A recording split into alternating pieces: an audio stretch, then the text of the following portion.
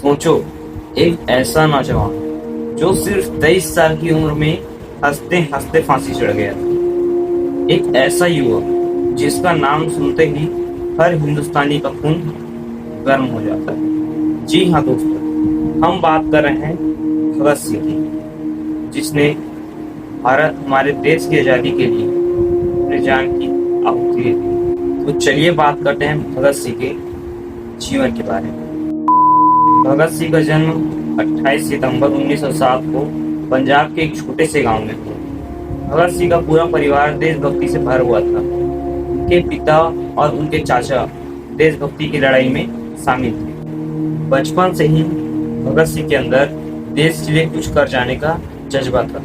कहते हैं जब वो छोटे थे तब खेतों में बंदूकें पाने की बातें करते थे। देशभक्ति की शुरुआत।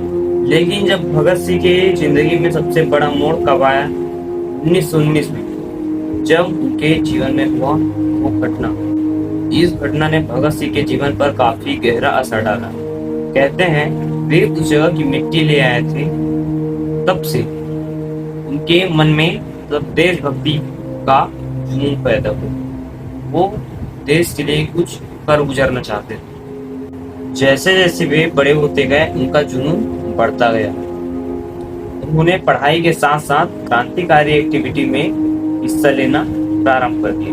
भगत सिंह ने HSRA ज्वाइन की।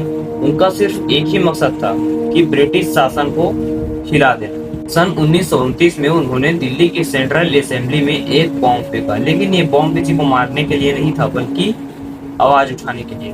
बॉम्ब फेंकने के बाद वो वहां से भागे नहीं बल्कि खुद ही अरेस्ट हो गए, क्योंकि वे दुनिया को अपना संदेश देना चाहते थे। साउंडर्स की हत्या। इससे पहले भगत सिंह ने एक और बड़ा कदम उठाया था। तो अंग्रेजों ने लाला लाजपत राय पर लाठीचार्ज किया, जिससे उनकी मौत हो गई। तब इसका बदला लेने के लिए भगत सिंह ने अपने साथियों के साथ मिलकर ब्रिटिश ऑफिसर साउंडर्स को गोली मार दी। ये कदम बहुत रिस्की था, लेकिन भगत सिंह के लिए देश सबसे पहले। जेल और आंदोलन। भगत सिंह जेल में रहकर भी चुप नहीं बैठे। उन्होंने वहां भी आंदोलन चालू कर दिया। उन्होंने हंगर स्ट्राइक की, जिससे वो कई दिनों तक बिना खाए रहे। उनकी मांग थी कि इंडियन पैरिशनर्स को भी वही रिस्पेक्ट मिले जो ब्रिटिश पैरिशनर्स को रिस्पेक्ट मिलती। इस आंदोलन ने पूरे देश में हलचल मचा दी। लोग सड़क पर उतर आए। आखिर वो दिन आ ही गया, 23 मार्च 1931, जब भगत सिंह, राजगुरु और सुखदेव को फांसी की सजा दी गई। सिर्फ 23 साल की उम्र में उन्होंने अपनी जान देश के लिए दे दी। कहते हैं कि फांसी के पहले भी भगत सिंह बिल्कुल नहीं डरे। उन्होंने हंसते हुए कहा, इनकलाब जिंदाबाद।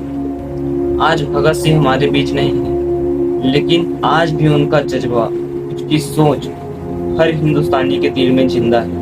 उन्होंने हमें सिखाया है कि देश के लिए जीना ही नहीं बल्कि जरूरत पड़े तो मरना भी सीखो। अगर आप भी भगत सिंह जैसे वीरों को सैल्यूट करते हो तो वीडियो को लाइक करो और चैनल को सब्सक्राइब करो। इनकलाब